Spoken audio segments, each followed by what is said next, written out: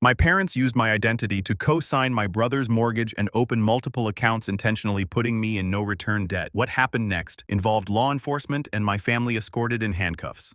If you've ever had your day wrecked by a single phone call, you know the exact sound I heard when my life derailed.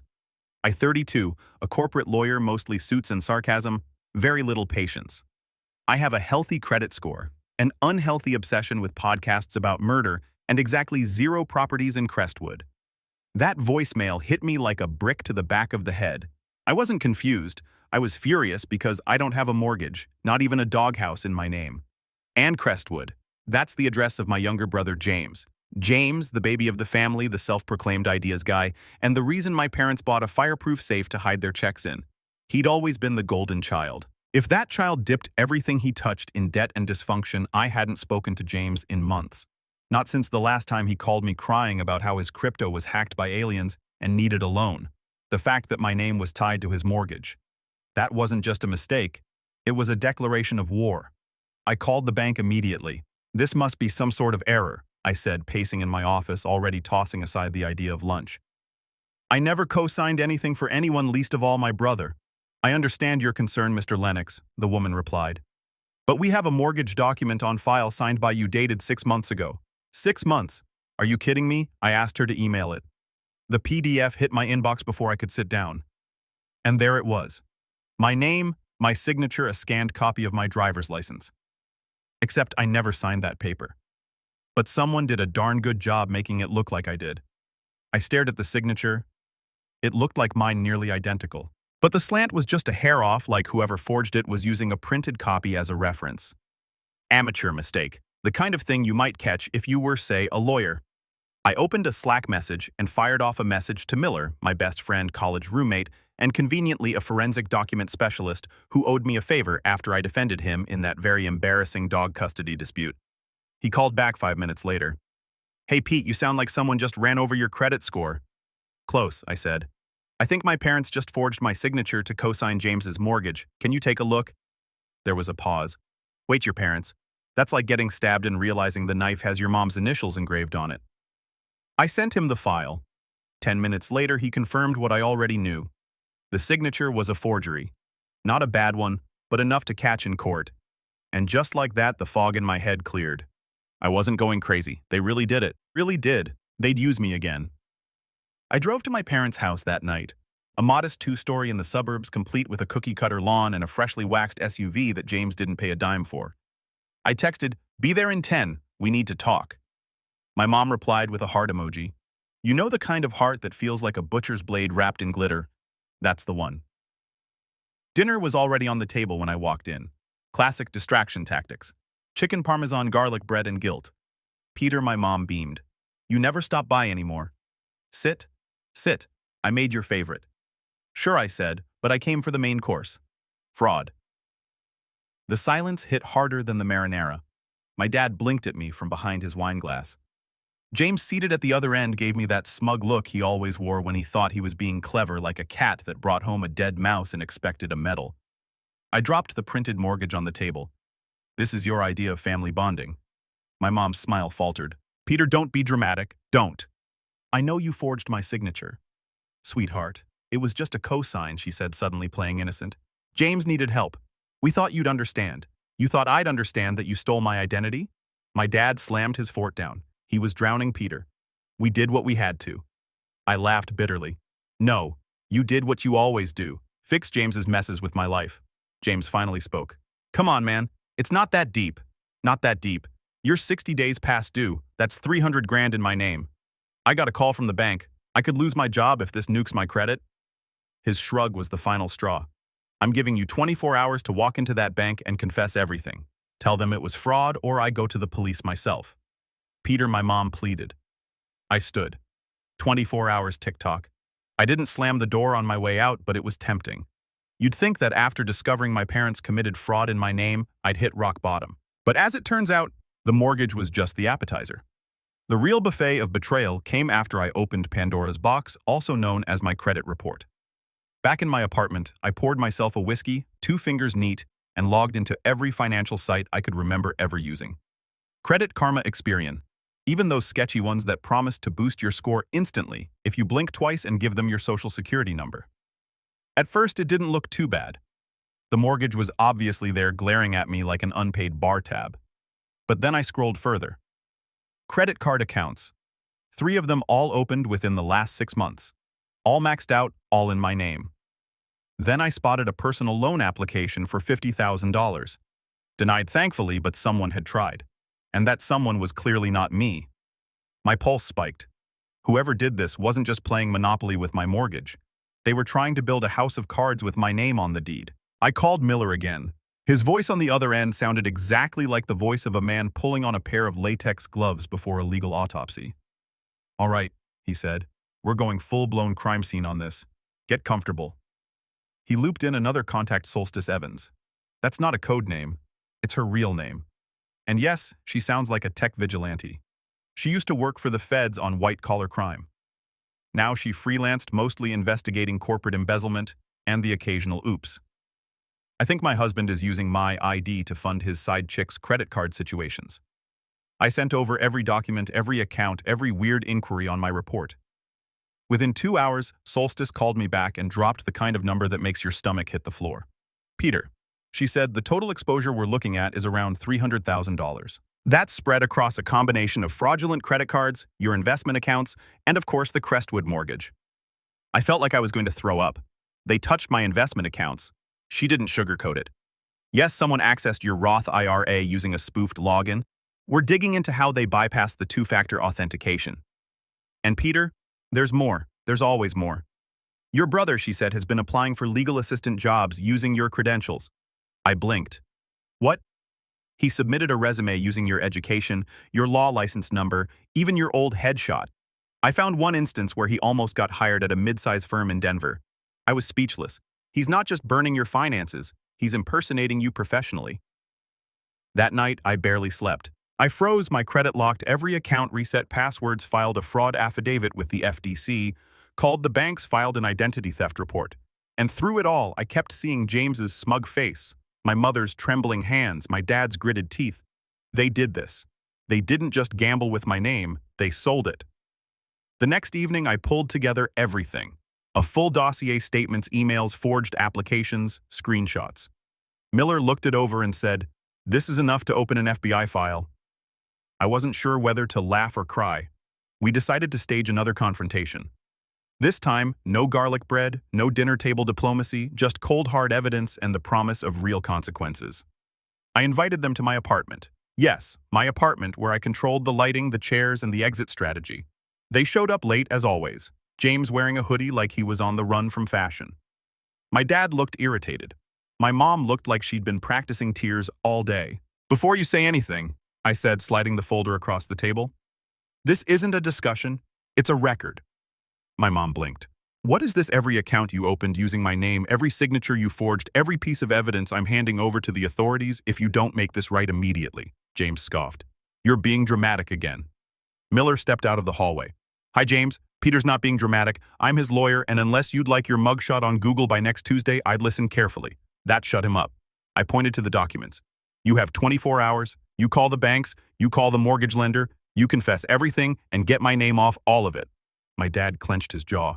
"You'd destroy your own family over some credit." "No," I said. "You destroyed this family the moment you treated me like a backup plan." This is me finally flipping the board. The next morning felt like the calm before a lawsuit. I wasn't expecting an apology, but I was hoping for something that resembled shame. Instead, at 10:17 a.m., I got a text from my mom that said, "We talked to the bank. It's complicated. Please don't do anything rash. Let's keep this in the family." Attached was a photo of her cat curled up on the couch. Yes, the woman who forged my name and financially waterboarded me also thought a sleeping tabby might soften the blow. Rash. That ship had sailed. We were officially in scorched earth territory. Miller and I met up at his office with Solstice dialed in on speaker. She had news. "Peter, I hope you're sitting down," she said. "I'm not," I replied. "I'm leaning on rage and spite. Let's go. There's evidence of deeper fraud. Multiple accounts tied to your social security number, some in your name, others using a variation of it.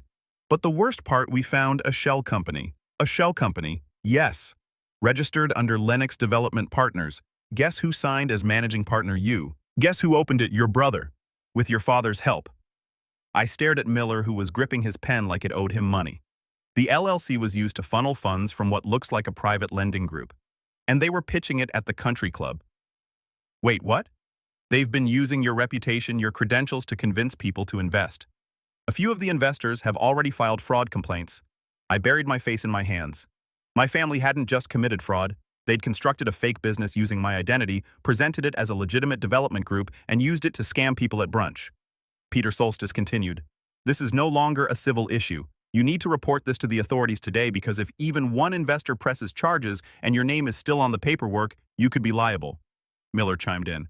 We'll handle that, but we also need to get ahead of whatever story your parents are cooking up. Spoiler alert, it was a wild one because at 3:42 p.m., the bank called me again.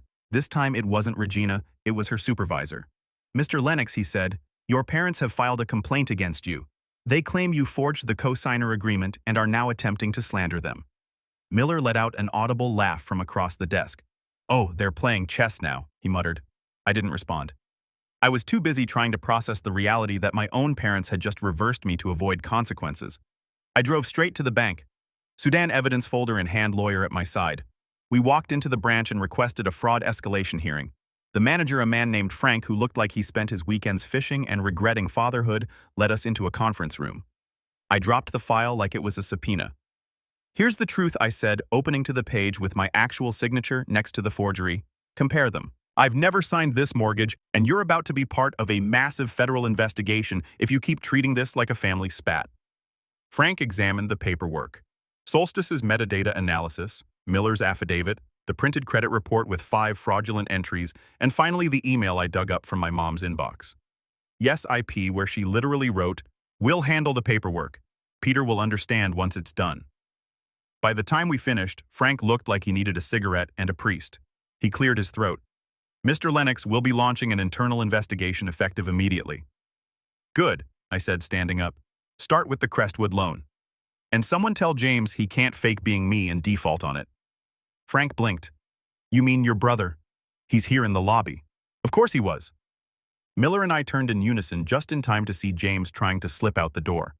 I didn't stop him. I just smiled. Let him run, because now I had the receipts and I was done playing nice. James ran out of the bank like someone yelled. Test results are in but by then the damage was done. Frank, the bank manager, had all the evidence. Miller had begun prepping legal filings and Solstice. She had just cracked open a fresh hell. An hour later, I got a ping from her. Need to talk. Found something worse. Honestly, at that point, I wasn't sure what worse even meant, but I got my answer. Peter. She said your brother used your bar association credentials to apply for legal jobs again. But now he's faked work history too. He said he was a associate counsel at Lennox Holdings. He even submitted fake court filings with your e-signature. I paused. But Lennox Holdings doesn't exist. It does now. Registered in Delaware under your name. He used an AI generator to create legal memos with your credentials slapped on. He's building a fake career path as me. Exactly. But it gets worse. Of course it does. I traced activity on your investment account. There's a shadow account linked to a fake advisory firm. Looks like they've been siphoning funds through fractional withdrawals, small enough to dodge alerts. Someone backdated forms and made it look like you authorized it months ago. My voice was calm, but my blood pressure probably broke a ceiling tile. Solstice, is this jail worthy for him? Yes, for you if we don't act fast, potentially. You're now a person of interest in a growing white-collar fraud web. Cue dramatic irony. The lawyer about to sue his own family for crimes they blamed on him. That night, I didn't sleep. Instead, I drafted a detailed fraud affidavit, built a timeline, and recorded a video statement, because if James somehow decided to fake a confession, I needed to be 10 steps ahead. The next morning, my phone buzzed. It was the police. Mr. Lennox, are you aware that your parents have accused you of financial fraud and elder abuse? I laughed so hard I nearly dropped the phone. They're filing what an official complaint. Claims you manipulated them into signing over documents and now you're blackmailing them. I didn't even hesitate. Officer, I have documentation proving the opposite, and I'm happy to provide it. Then I'd suggest coming down to the station. Should I bring my lawyer or a popcorn bucket? Click. Miller and I met with the detective that afternoon. The guy looked like he'd seen one too many family betrayal stories on Netflix and was not in the mood. I handed him a thumb drive. Every document, every fraudulent signature, and if you want something extra juicy, I tapped my phone. Here's a screen recording of James emailing himself fake court credentials. It's like watching someone build a crime with a Canva template. The detective blinked. This is extensive. It's a buffet of federal felonies. He sat back. You know we'll need to involve financial crimes on this already ahead of you. I said Solstice Evans. She used to work with your division. His eyebrows lifted. You got Evans on this darn? Okay. He excused himself. When he came back, he looked different, more serious, more alert, like someone just told him the rabbit hole was a sinkhole. Mr. Lennox, he said carefully, you're not just a victim. You're a key witness in what may become a criminal case involving identity theft, money laundering, and investment fraud. We're going to need you to testify. I exhaled. Finally, the tide was turning. When the police say, we'll be in touch, it's usually vague cops speak. But not this time, because within 72 hours, Solstice called me and said the words I'd been waiting for. They're issuing search warrants, your brother's house, your parents', and the Lennox Holding storage unit they forgot to pay rent on. Apparently, James had been storing company documents at a U-Haul facility like it was Fort Knox. Spoiler, it was full of printed contracts, burner phones, and one whiteboard with the words, investors equals trust equals dollar. That might have been the saddest business plan since Fire Festival. Meanwhile, the FBI's Financial Crimes Unit had picked up the scent. Because when you impersonate a corporate lawyer and start soliciting investments under a fake LLC that crosses into wire fraud, securities, fraud, and the criminally dumb, James was arrested first. He tried to run, not metaphorically, literally. They found him hiding behind a dumpster outside a Dave & Buster's. I wish I was joking. They cuffed him mid-sentence as he shouted about revenge lawsuits and emotional damages while trying to text his crypto guy. My parents picked up the next day. My mom cried. My dad tried to argue, you have no proof we knew what James was doing. The officers allegedly replied, sir, we literally have emails where you discuss letting Peter clean up the mess once it's profitable. Beautiful, but here's the twist. That wasn't the end. Because while James was busy trying to escape federal prosecution via arcade parking lot, he had also been busy contacting people, posting in forums, sending emails, including one to my boss. Yep. James sent my firm's managing partner a confidential whistleblower letter claiming I'd orchestrated a fake fraud story to sabotage his entrepreneurial success. He attached blurry PDFs and screenshots of doctored emails he apparently made using Comic Sans. You read that right? My brother tried to ruin my legal career using Comic Freaking Sans. Fortunately, my boss forwarded it to me with a single line. This is either the worst fraud I've ever seen or the saddest cry for help. I laughed so hard I nearly fell out of my office chair. Miller laughed harder. But the worst part, even after all this, James in custody. My parents under investigation, federal agents involved. I still got one last Hail Mary text from my mom. Please don't go to the media. This is private family business. We can explain everything. I stared at it for a while. Then I replied, you had your chance to explain. Now it's the government's turn. If you ever want to know how broken a family is, watch what happens when the word indictment enters a group chat. Not that mine was still messaging me.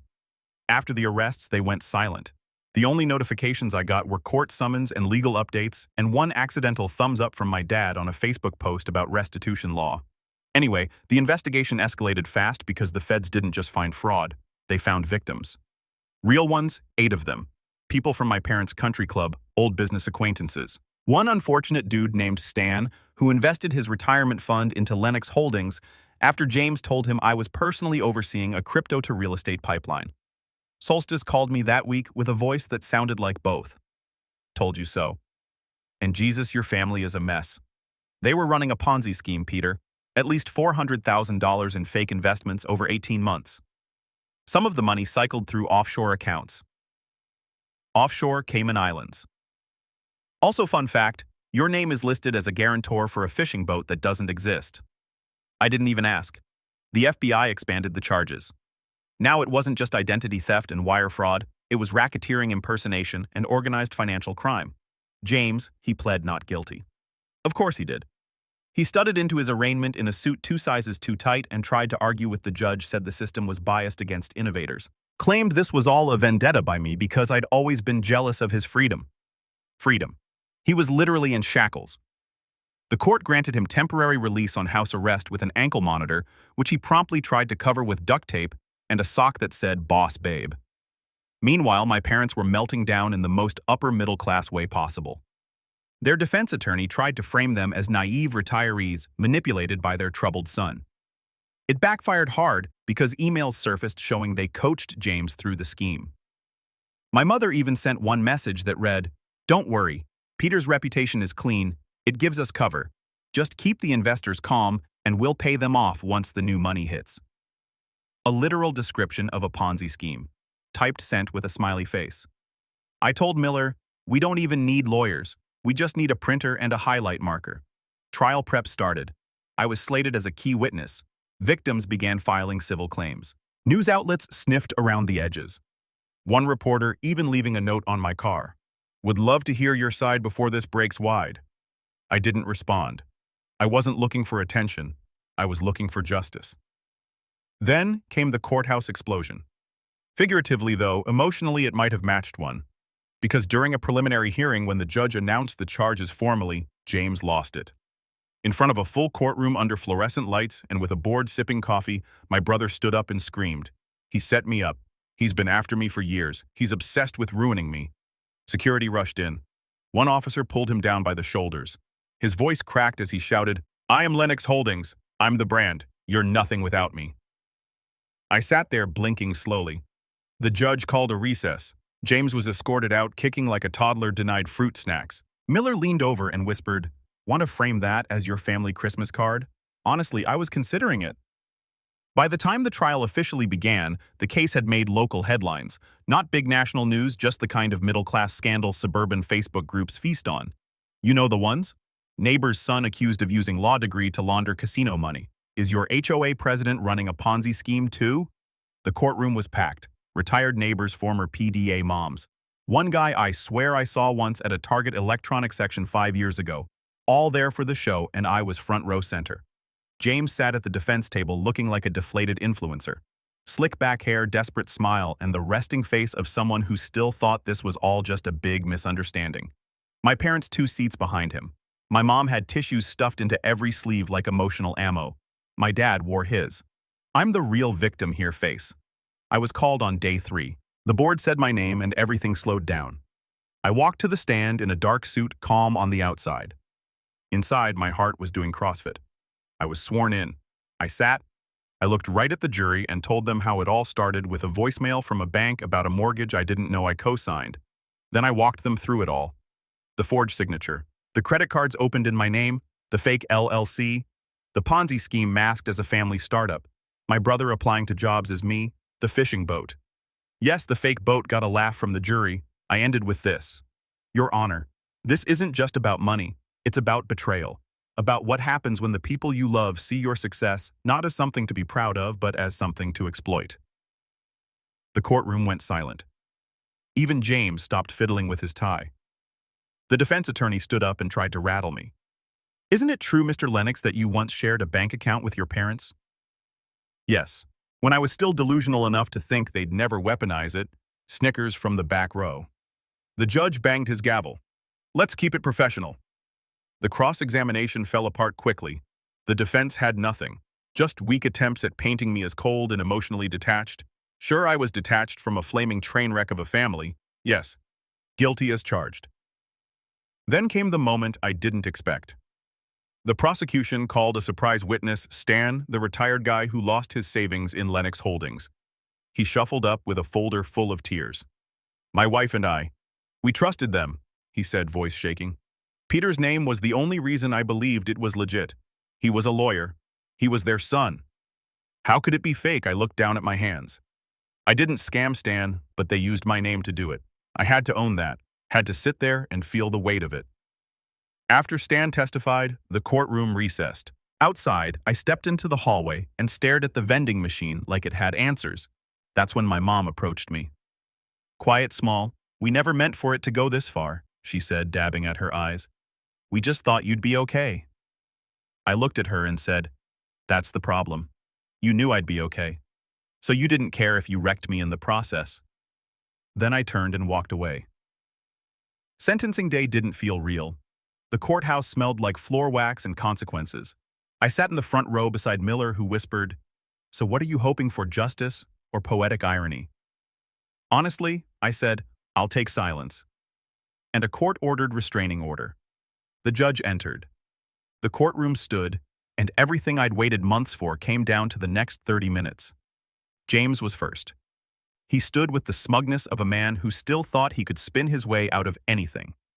His lawyer tried one last time to paint him as a misguided entrepreneur with untreated trauma. The judge wasn't having it. "Mr. Lennox, you orchestrated a fraudulent scheme using your brother's identity and professional credibility, defrauded multiple individuals, and committed acts of impersonation, financial manipulation, and false documentation. You've shown no remorse, only arrogance. Pause. You are sentenced to 18 years in federal prison." James looked stunned, like someone just told him brunch was canceled for life. My dad went next. The court had emails, text messages, and even a voice memo of him saying, "Peter's too successful for his own good. This way we all win. He got 15 years. My mother cried through hers. She begged the judge for mercy, said she just wanted the family to survive. But the judge had read every document, including the one where she joked about letting Peter clean up the mess like usual. She was sentenced to 12 years. I didn't cheer. I didn't smile. I just breathed. It was over. Outside the courtroom, Stan came up to me again. He shook my hand and said, "I'm glad they finally got held accountable, and I'm even more glad you stood up to them." Then he hugged me. I didn't realize how much I needed that. Weeks passed. Life got quieter. I started volunteering for a financial abuse nonprofit, spoke at seminars about identity fraud and family exploitation, helped a woman navigate her mother stealing her inheritance, helped a teenager whose uncle wrecked his credit. Each story reminded me I wasn't alone, and I wasn't the last. I started a restitution fund with part of the civil payout I won from the case. Small but meaningful, and for the first time in a long time. I slept deeply. No buzzing phone, no bank voicemails, no forged documents waiting in the shadows. Just peace. Then one day I got a letter from James. It was written from prison. A rambling mix of blame-fake apologies and one final request. "When I get out, maybe you could help me rebuild. You've always been the fixer." I folded the letter once, twice, and dropped it straight into the shredder because I'm not the fixer anymore. I'm the line they never should have crossed.